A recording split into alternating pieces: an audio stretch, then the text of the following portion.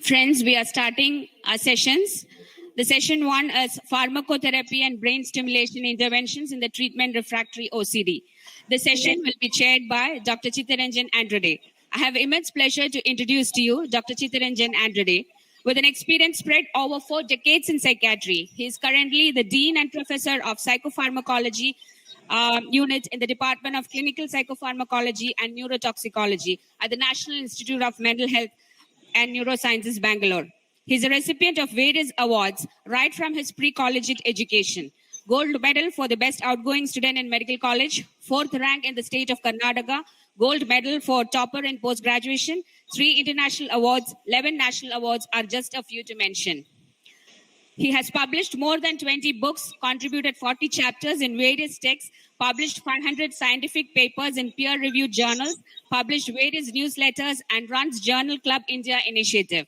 He is also a member of the editorial boards of the journals of ECT and Brain Stimulation, Asian Journal of Psychiatry, International Journal of Bipolar Disorders, and Indian Journal of Psychiatry, and few others.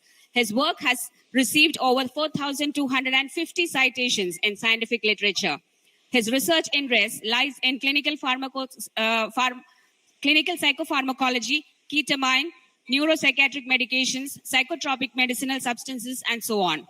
Dr. Chittaranjan Andrade is a multi-talented person. He is a committed educator, freelance journalist, music composer, athlete, mountaineer, and rock climber, and has scaled 6 peaks in Himalayas and Mount Kilimanjaro.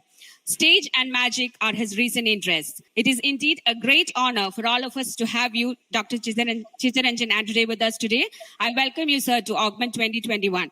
And this session will be chaired by Dr. Dinesh, Senior Consultant in Psychiatry, Malabar Medical College. I welcome Dr. Dinesh to AUGMENT 2021, and I request you, sir, to please take over. First of all, I thank the organizers for giving me this great honor and for chairing this session. And on the 150th year of this great institution, I wish them well. Today's topic is OCD, refractory OCD, and pharmacotherapy and brain stimulation interventions. We all come across OCD in our practice, and we find a broad spectrum of patients, and some of them respond with low doses, some of them with medium doses, some of them with whatever maximum treatment pharmacotherapy we give, they do not respond. And often we are at a dilemma what to do with these patients. And I'm very sure Dr. Chittaranjan Andrade is the right person to give us his vast ideas and his experience in treating this condition. I welcome Dr. Chittaranjan Andrade to take over. Good morning, everybody. Can you hear me? Coming to this presentation on treatment update in OCD, I will be speaking on psychopharmacology and brain stimulation interventions, which are over and above what is standard treatment for OCD. So what is the standard treatment? The standard treatment for OCD comprises 8 drugs, 6 selective serotonin reuptake inhibitors, clomipramine, and venlafaxine. If one of these does not work, we can try another. For example, a patient who does not respond to fluoxetine may respond to fluoxamine. The medication must be administered at the minimum effective dose. Usually, the doses that are approved for depression are insufficient for OCD. So a patient may respond to perhaps 100 or 150 mg per day of sertraline for depression, but may require 300 mg per day for OCD. Similarly, fluoxetine 20 to 40 mg per day is often sufficient for depression, but in OCD, most patients require 60 mg, sometimes 80 mg, and very few patients even 120 mg of fluoxetine per day. Now, this is something that a lot of people don't know. A duration of an adequate trial of an SSRI for OCD is at least 2 months and preferably 3 months. So if a patient does not respond after, say, 4 to 6 weeks of an SSRI, it does not mean the person is refractory to that SSRI. We must wait for at least 8 to 12 weeks before we say the patient has failed the treatment of, let's say, 60 mg or 80 mg of fluoxetine. So the patient needs to be on the highest tolerated dose for at least 8 to 12 weeks, 2 to 3 months, before we say that the patient is not responding to that SSRI. Now, we sometimes use combinations of serotonin reuptake inhibitor drugs. For example, if the patient is receiving, say, sertraline, the patient may experience insomnia. SRI combinations are sometimes used. For example, if the patient experiences insomnia or anorexia with high-dose sertraline or high-dose venlafaxine when treating OCD, we may sometimes add a low dose of clomipramine, which is also a serotonin reuptake inhibitor and effective in OCD. The clomipramine is sedating. The clomipramine will increase appetite and will counter the adverse effect of the sertraline and the venlafaxine. However, you need to be aware of the potential risks of combining, say, fluoxetine and clomipramine, paroxetine and clomipramine, venlafaxine and clomipramine. The reason being that fluoxetine, paroxetine, and venlafaxine are all potent CYP2D6 inhibitors and can increase the blood levels of clomipramine. If the blood levels of clomipramine are too high, the patient can have a seizure because clomipramine reduces the seizure threshold. So, if we are augmenting an SSRI with clomipramine, the maximum dose of clomipramine to be used is perhaps 25 to 50 milligrams per day and rarely 75 milligrams per day. If the patient is receiving clomipramine 75 milligrams per day in the presence of fluoxetine, paroxetine, or venlafaxine, effectively the blood levels of clomipramine are as though the patient is receiving maybe 225 or 300 mg per day of clomipramine, which is at the threshold of danger for seizures to occur. So just be careful with clomipramine augmentation of an SSRI. Don't exceed 25 to 50 milligrams per day. Supposing the patient does not respond or only partially responds to an SSRI in monotherapy, what do we do? A strongly recommended suggestion in psychopharmacology is to augment. And we augment with atypical antipsychotics, with the principle being start low, go slow, and stay low. If an atypical antipsychotic is added in too high a dose too early in the course of the treatment, the OCD can actually become worse.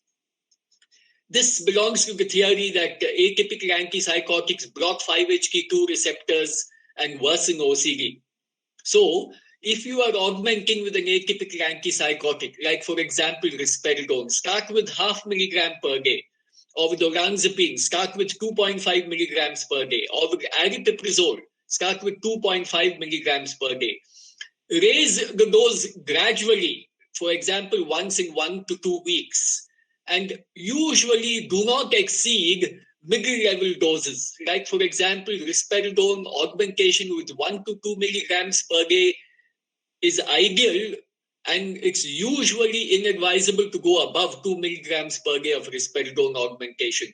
Similarly, with aripiprazole augmentation, maybe up to 10 milligrams per day, olanzapine augmentation, maybe 5 to 10 milligrams per day, and so on. So start low, increase the dose slowly, and do not increase the dose beyond reasonable levels. If you look at traditional textbooks, serotonin augmentation agents in OCD include lithium, buspirone, and clonazepam, all of which are suggested to have some serotonergic properties that can perhaps augment the effect of the primary SRI. This is something that most people don't do, cognitive behavior therapy. Studies have clearly shown that monotherapy with an SSRI or merely pharmacotherapy is insufficient to treat OCD. Patients do much better if pharmacotherapy is combined with cognitive behavior therapy. And cognitive behavior therapy comprises psychoeducation so that the patient understands the irrationality of the obsessions and compulsions. For obsessions, cognitive behavior therapy involves thought stopping and distraction. And for compulsions, cognitive behavior therapy involves exposure and response prevention. These are very, very simple for a psychiatrist to understand and to advise his patient. Very, very simple for a patient to understand. And it makes a very big difference to the cause and outcome of OCD if CBT is combined with pharmacotherapy. It can take months to years or longer to find the right prescription for a patient with OCD. Just imagine you're trying fluoxetine first, and you have to wait for at least 2 to 3 months before you decide whether or not fluoxetine is appropriate for the patient. Then the patient does not respond to fluoxetine, so you try fluvoxamine next. And it takes another 2 or 3 months for you to decide whether or not the patient is benefiting with fluvoxamine. And after that, you have to try augmentation with an atypical antipsychotic. And so it goes on and on and on. So it can take many months to a year or longer to find the right prescription for the patient.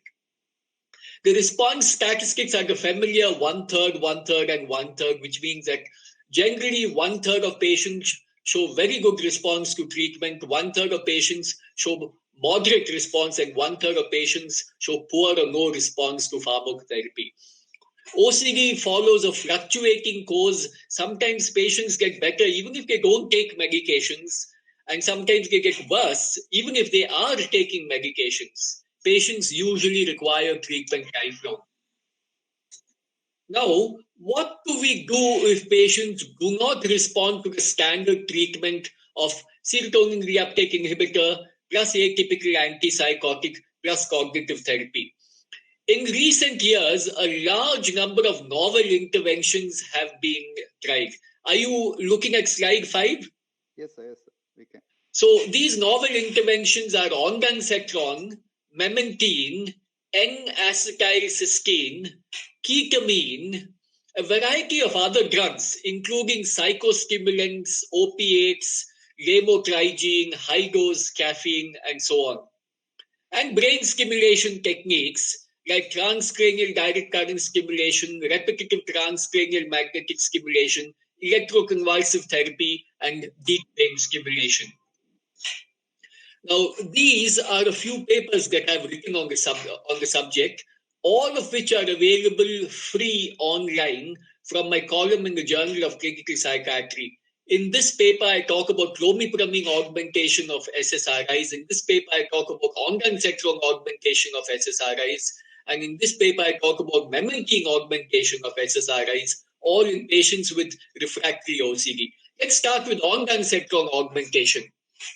There have been only 7 clinical trials published in PubMed between 1998 and 2014 on ondansetron augmentation of SRIs in patients with OCD. One of these actually was not an ondansetron trial, it was a granisetron trial.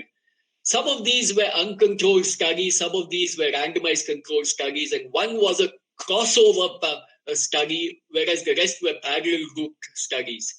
The dose of ondansetron studied was as low as 1 milligram per day in some studies and as high as 4 to 8 milligrams per day in 2 randomized controlled trials.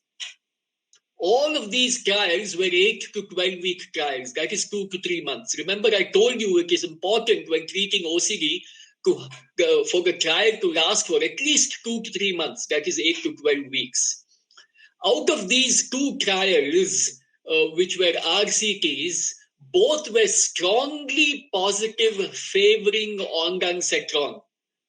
The dose of ondansetron used was 4 to 8 milligrams per day. So Does this suggest that ondansetron augmentation is a good idea for patients who are not responding to SSRIs alone? I would think no.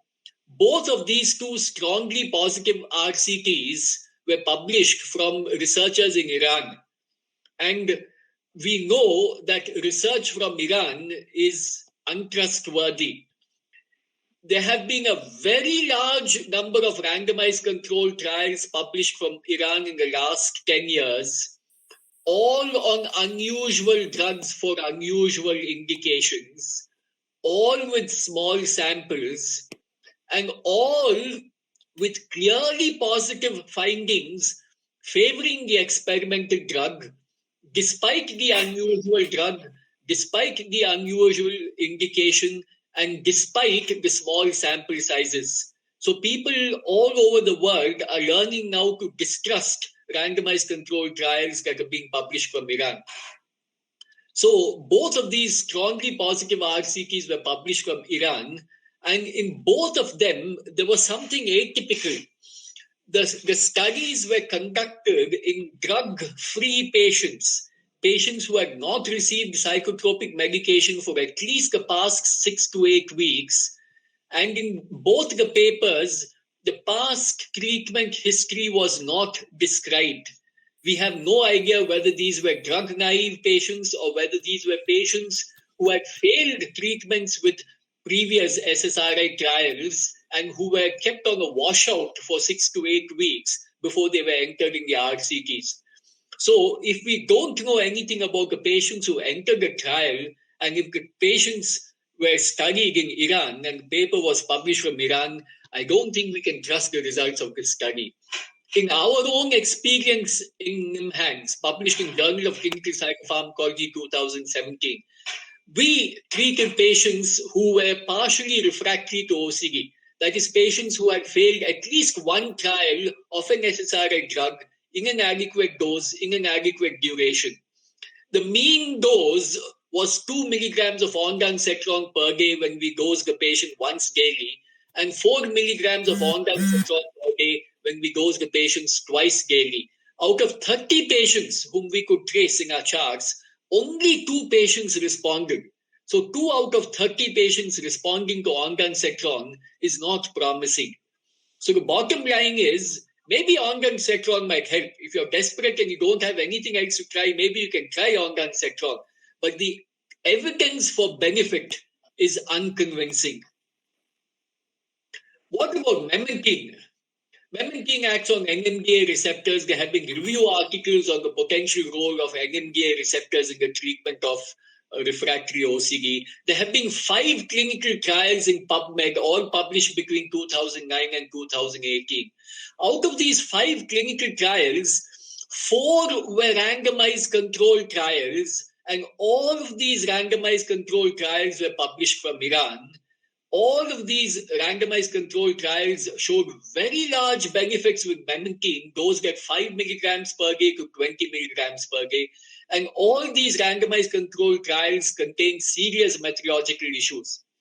For example, one of these randomized controlled trials studied OCD in patients studied memantine augmentation of an SSRI in patients with acute mania.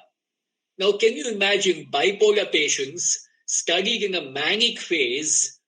They are receiving treatments with mood stabilizers and anti-manic agents, and they are receiving an SSRI for OCD, and they are being augmented with ondansetron. How atypical a population is this? We are treating OCD in patients who do not have mood disorders, not OCD in patients with mania. All of the RCTs also presented completer analyses rather than intent to treat analyses. A completer analysis means you treat only patient, you analyze data only from those patients who finish the whole study. Patients who dropped out due to adverse events of drugs, patients who dropped out due to inefficacy of treatment, they are not counted. So only patients who get better are analyzed, and if a treatment works, naturally, you find that it works because they stayed in the trial because they got better. You don't know about the patients who dropped out because they became worse or because they did not respond. So completer analyses are analyses that are not acceptable in good research. And all 4 RCTs presented completer analyses and not intent to treat analyses. So the bottom line is that memantine is also of unconvincing benefit in patients with OCD. What about N-acetylcysteine? N-acetylcysteine has been suggested for patients with trichotillomania, which is also a kind of compulsive behavioral disorder. So there have been 4 clinical trials in PubMed published between 2015 and 2020 with N-acetylcysteine dosed at 2 to 3 grams per day. And NAC is a fairly expensive drug in India. Out of these 4 clinical trials, one was a positive RCT in adults. And again, this was from Iran. This positive RCT in adults was published from Iran.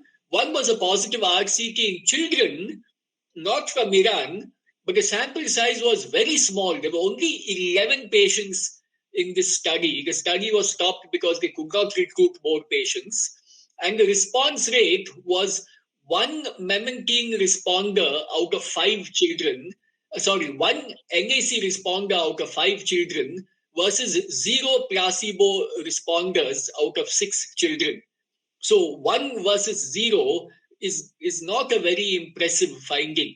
By the way, response in OCD is defined as at least 30% or in some studies 35% improvement on Y-box. For depression, we say response is 50% improvement. For mania, we say 50% improvement. But for OCD, even 30 or 35% improvement is considered to be response. So in this study conducted in children, there was only 1 responder to NAC, and that response was only 30 to 35% improvement. There have been 2 negative RCTs in adults with a large sample size pooled, 84 patients. So the bottom line is 1 positive study in adults, but from Iran, 2 negative studies in adults from other parts of the world. I would rather trust the research conducted in other parts of the world than the research that was conducted in Iran. So the bottom line is unconvincing evidence of benefit with NAC in OCD. I'm in my 13th slide. Can you see this, ketamine? Yes, sir. Okay. So what about ketamine? Ketamine clinics have opened up all over in the United States and in Canada. And these ketamine clinics claim that ketamine is effective against everything, from depression to OCD to refractory anxiety to post-traumatic stress disorder and so on. So if they are claiming that ketamine is effective against OCD, where is the evidence? In 2015, there was a small randomized controlled trial published in Nature Neuropsychopharmacology. The sample size comprised 15 patients with OCD, not even refractory OCD, just 15 patients with OCD, all of whom received a single dose of intravenous ketamine. And the response rate at the end of 1 week was 4 out of 8 patients who received intravenous ketamine versus 0 out of 7 patients who received sham treatment. There was 1 small uncontrolled trial of intravenous ketamine in refractory OCD this time, right? Refractory OCD. 10 patients receiving intravenous ketamine for refractory OCD, negligible benefit despite repeated doses with intravenous ketamine. In our experience at NIMHANS, we have administered ketamine in refractory OCD to 14 patients. We have given an average of 5 ketamine infusions, IV. Only 1 out of these 14 patients showed marked response. 2 patients showed very slight response. We published our results in Asian Journal of Psychiatry 2020. I have also studied intranasal ketamine in 1 patient with refractory OCD. The patient had no benefit whatsoever. So with ketamine also, the evidence of benefit is unconvincing, but ketamine may be worth trying if only because if there is response, the response can be identified within a few sessions. For example, you don't need to give intravenous ketamine. You can give oral ketamine. And if you're giving oral ketamine, you can do it as an outpatient treatment. You don't have to admit the patient into a minor OT, set up an IV line, and so on. Just give oral ketamine. It's a very easy treatment to administer. Oral ketamine given to a patient, if the patient responds, you'll know within the next 1 or 2 days. If the patient doesn't respond, maybe you can try again or just give up. At least you know within a few days whether the treatment is working or not. Other medications which have been tried include opiates. For example, there was a crossover trial with morphine, oral morphine, administered once weekly in refractory OCD. The sample size was 23. There were possible benefits that were reported. The benefits were not clearly seen. Benefits were seen more for obsessions than for compulsions. Naltrexone augmentation was studied in a randomized controlled trial. There were no benefits observed. Buprenorphine augmentation was studied in the refractory OCD, and the sample size was fairly large, 43 patients. However, whereas there was an early advantage for buprenorphine at 4 weeks, at 8 weeks and at 12 weeks, there was no difference between drug and placebo. So what this means is that the patients responded to the SSRI to which they were treated with, and buprenorphine merely speeded up the response at week 4, but at the end of the study, week 8 and at week 12, the SSRI was equally effective in the buprenorphine and in the placebo group. Amphetamines have been studied in partially refractory OCD. The comparison group was caffeine, high-dose caffeine. Why? Because you can't give placebo to a patient who's receiving amphetamine. In a randomized controlled trial, amphetamine has side effects which are very, very clearly discernible. So a patient who's receiving amphetamine will immediately know he's receiving amphetamine and not placebo. So high-dose caffeine was given as a stimulant, as an alternative to placebo. Amphetamine contrasted with caffeine. Both drugs, amphetamine and caffeine, were useful. There was no placebo arm. So the possibility is psychostimulants like amphetamine and maybe methylphenidate as well may be effective in OCD, or maybe the amphetamine response and the caffeine response in the two groups were a placebo response. Lamotrigine was studied in a single randomized controlled trial in 2012. This was a small RCT, and there was a small advantage found with lamotrigine augmentation. There have been a few case series, small open studies, case series also suggesting that lamotrigine augmentation may be useful in patients with refractory OCD, but nobody is taking it up seriously after this. So actually now you see from all the drugs that have been tried, include ondansetron, memantine, ketamine, lamotrigine, opiates, high-dose caffeine.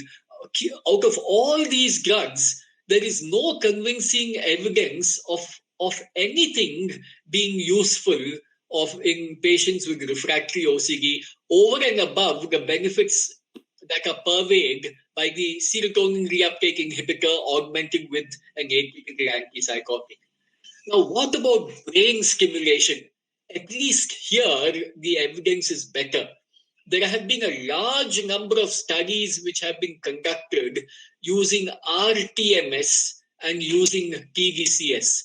Actually, let me go to the RTMS studies first, and I'll come to the TDCS studies after that. Can you see slide 21, RTMS? Yes, sir, we can see. Yes, we can see.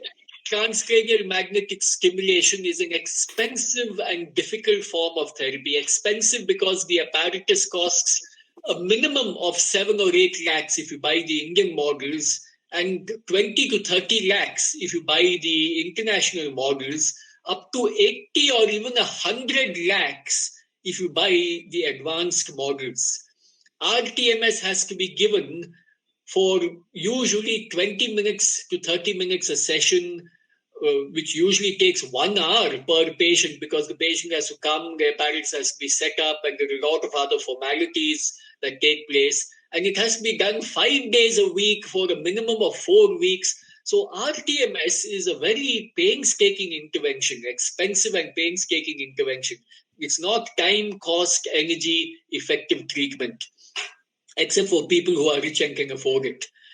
There have been a very large number of RCTs on RTMS for OCD. A meta-analysis which was published in 2018 found 18 RCTs of RTMS in OCD. And they don't do RTMS in Iran, so you know you can trust the results of these RCTs. The effect size for RTMS was large.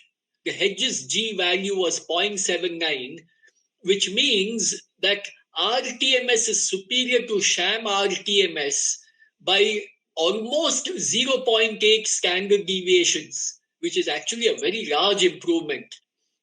Now, RTMS has been administered at over different parts of the brain.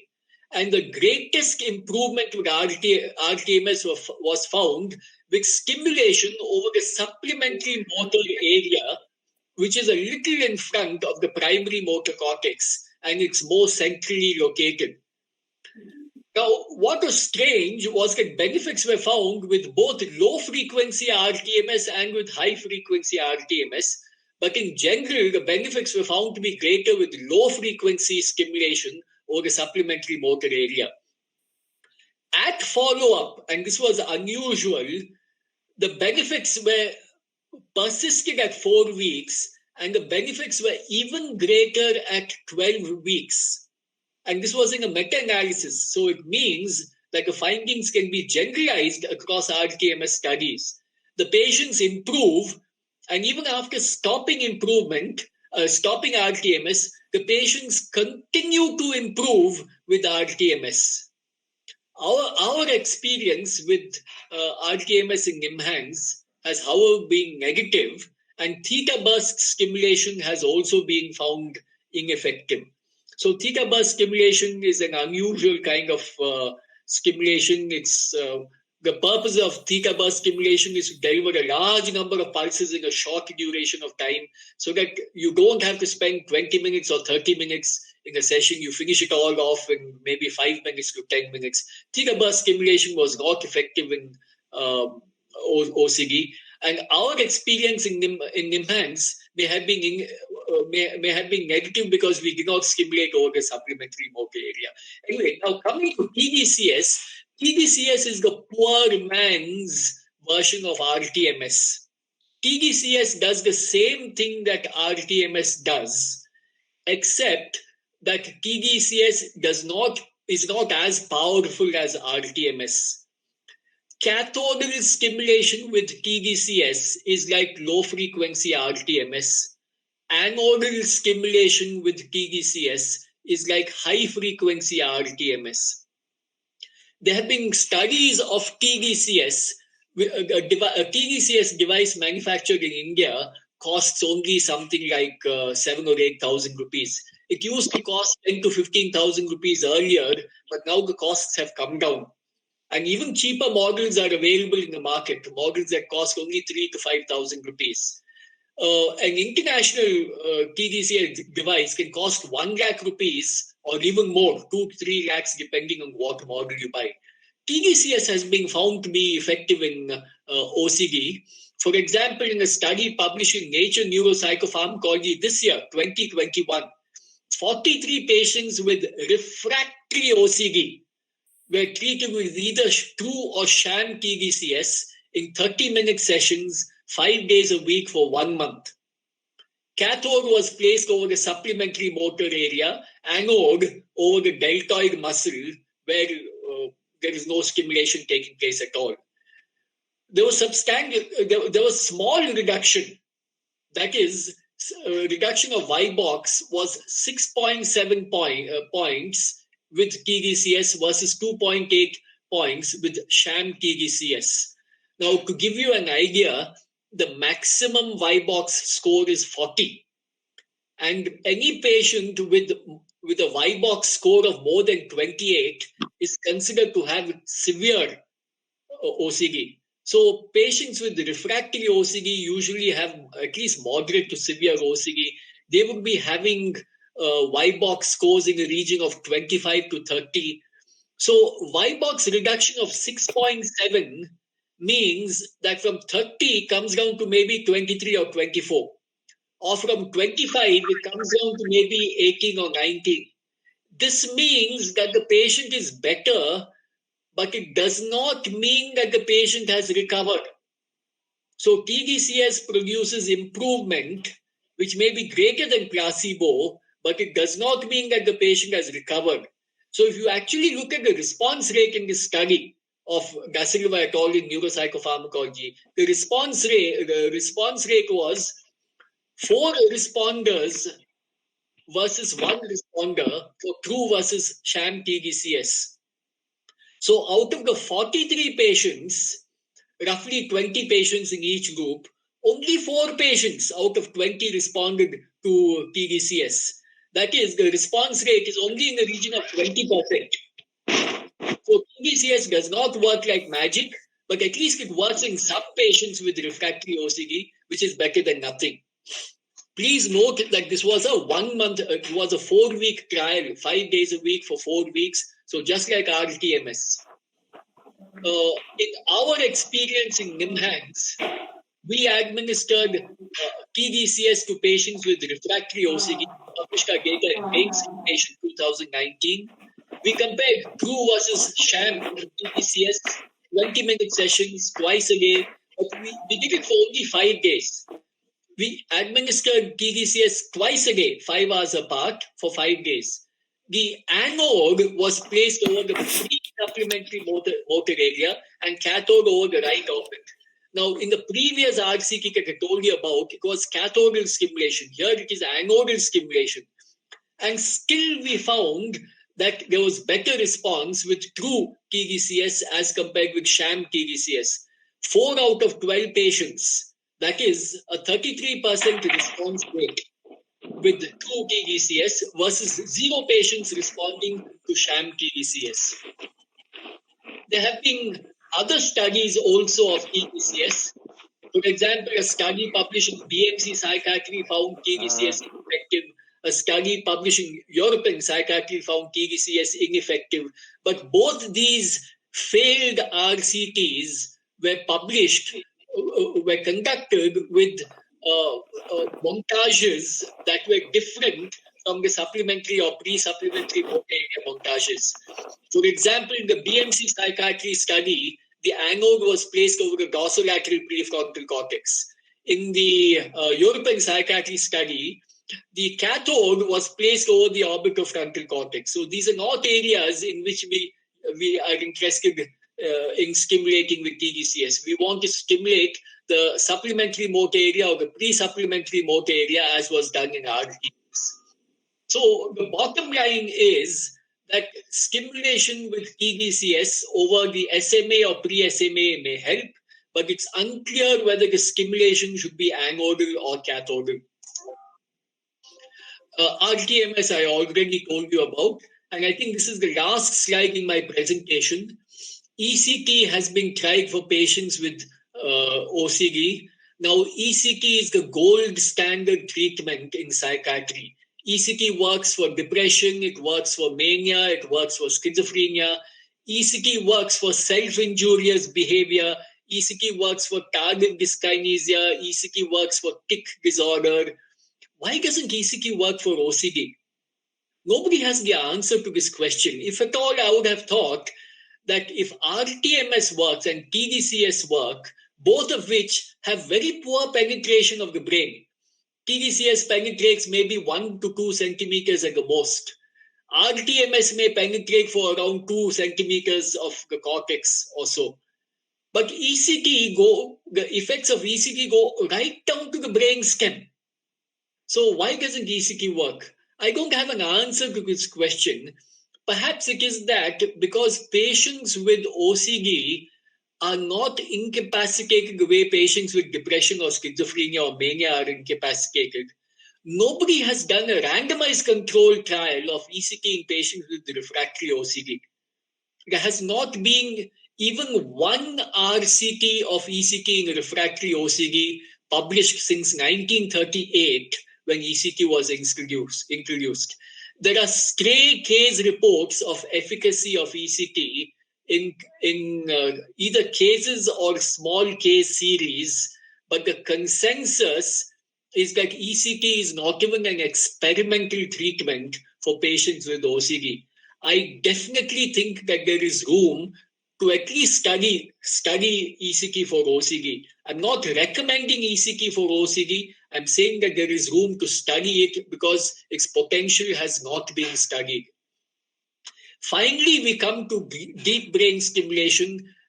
All of us have seen patients with OCD who have obsessions and compulsions lasting for 6 hours, 8 hours, or longer in a day. Patients who are so incapacitated by their obsessions and compulsions that they're not able to do anything, not able to work, not able to study, not able to do anything except yield to their compulsions.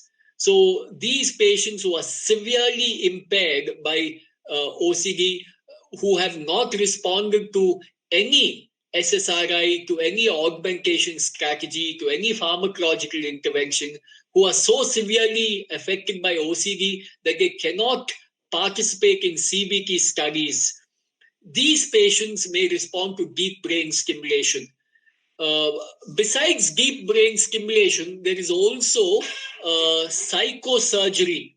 So deep brain stimulation involves the implantation of electrodes into the cingulate gyrus, into the subthalamic nuclei, into the striatum.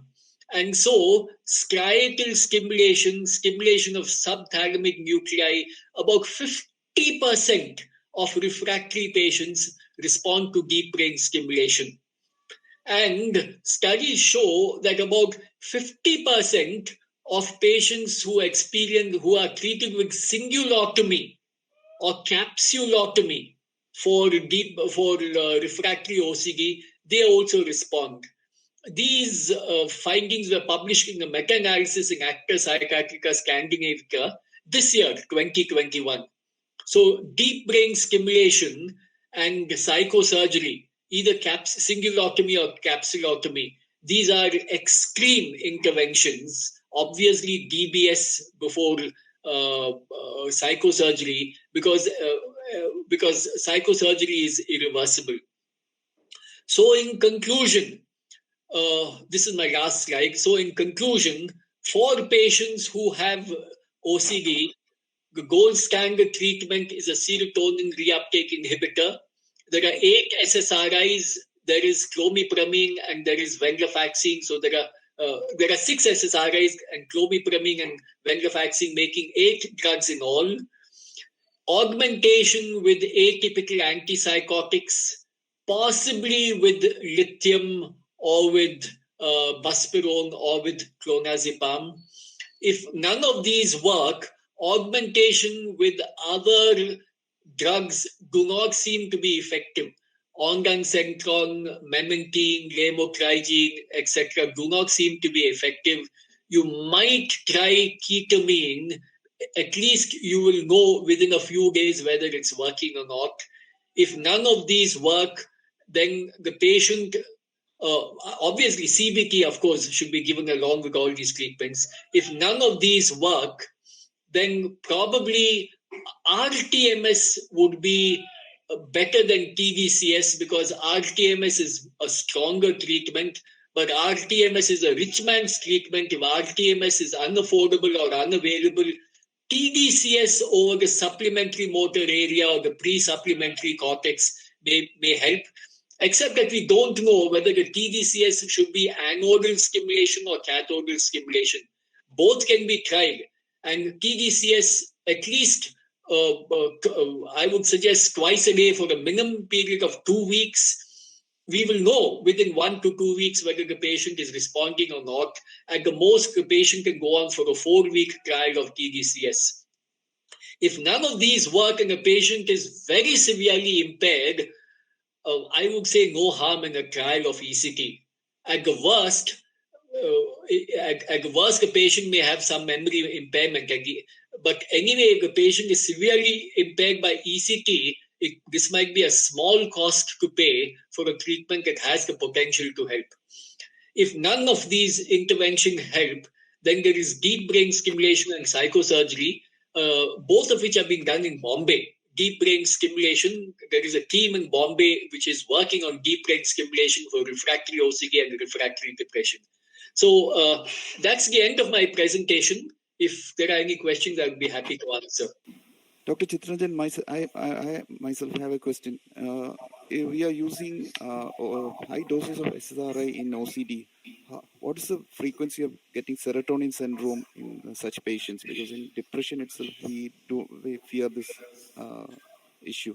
Do we see serotonin syndrome in OCDs in high doses? So actually, that's an excellent question. And very strangely, serotonin syndrome is hardly ever reported in patients with OCD. For some unusual reason, in depression, patients do not tolerate even low to moderate dose of SSRIs often. But in OCD, patients tolerate even high doses of SSRIs. I don't have a good answer for this. I don't have a good answer for why serotonin syndrome is so rare in OCD, whereas it can happen in patients with depression. Sir, what about the newer SSRIs like newer antidepressants like vilazodone and all, especially in patients with sexual dysfunction? We have to change from SSRIs. In such patients, can we use vilazodone or other newer antidepressants? So the answer is yes. You can certainly try vilazodone or vortioxetine, but please remember that these medications are expensive and they'll be particularly problematic because they will need to be prescribed in high doses. You can't use them in the standard doses, like, for example, 20 to 40 milligrams per day of vilazodone in patients with depression. You may have to go to 40 milligrams or even 80 milligrams per day of vilazodone for OCD, and it will be extremely expensive for a patient with OCD. So only if the patient has, say, sexual problems is it worth trying. Now, we don't have RCT data of efficacy in vilazodone, right? There are no RCTs for vilazodone in patients with OCD. But logically, if other SSRIs are effective, vilazodone should also be effective. Thank you, Dr. Chittaranjan Andre and Dr. Dinesh, for this wonderful session.